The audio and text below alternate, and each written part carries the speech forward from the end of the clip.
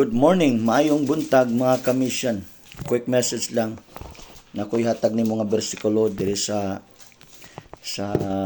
Proverbs panultihon sa akong cellphone mulihok man.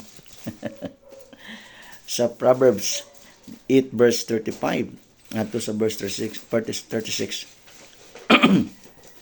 Ang makakaplag kanako makaangkon sa kinabuhi o kahimut-an siya sa Ginoo. Apan ang wala makakaplag kanako, nagdaot siyang kaugalingon. Ang nagsalikway kanako nahigugma sa kamatayon. Hinumdumi nga Dios nagsulti nini nga ang nakakaplag kaniya matud sa Dios ang makakaplag kanako makaangkon sa kinabuhi. Na hinumdumi higala nga kini atong kinabuhi corrupted ni. Di ta magdugay ining ibabaw sa yuta. Dili pa ni tinuod nga kinabuhi. Kaya ang tinuod nga kinabuhi mao si Kristo. Ingon si Kristo, ako ang dalan, kinabuhi ug ang kamatuoran, way makato samahan gawas kani kanako. So pangutana karon, gusto ba kang makaangkon og kinabuhi? Ang tinuod nga kinabuhing dayon nga angay nimong batunan karon mao si Kristo. Si Kristo ang kinabuhing dayon, siya ang ebanghelyo. So ako muna si kanimo, karon pa lang daan nga may pataglawas, kinanglan makakaplag ka sa Dios. Kinsa nga Dios imong kaplagan nga angay nimong mabatunan? Wala na lain, mao si Kristo, kay siya ang tinuod nga kinabuhi. So si Kristo angay nimong batunan ug matud ba dinhi og kahimut-an siya sa Dios, kahimut-an ka sa Ginoo.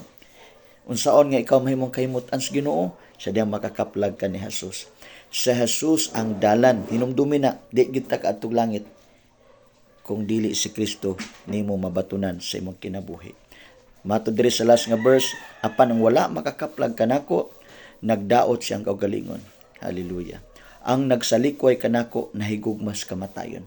Higala hinumdumi nga buot ni Kristo ikaw ug ako makabaton sa kinabuhing dayon. Hinumdumi nga si Kristo nagsakripisyo namatay sa krus Kalbaryo para nimo, para nako.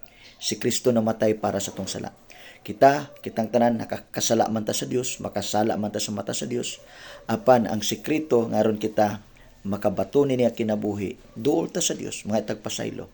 Kay andam ang Dios mo pasaylo kanato og muhinlo kanato gikan sa tanang pagkadaotan.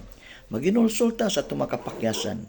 Ug matud pa sa Ginoo nga wala makakaplag kaniya, nagdaot siyang kaugalingon. Og matud pa dinhi ang nagsalikway kanako nahigugmas kamatayon.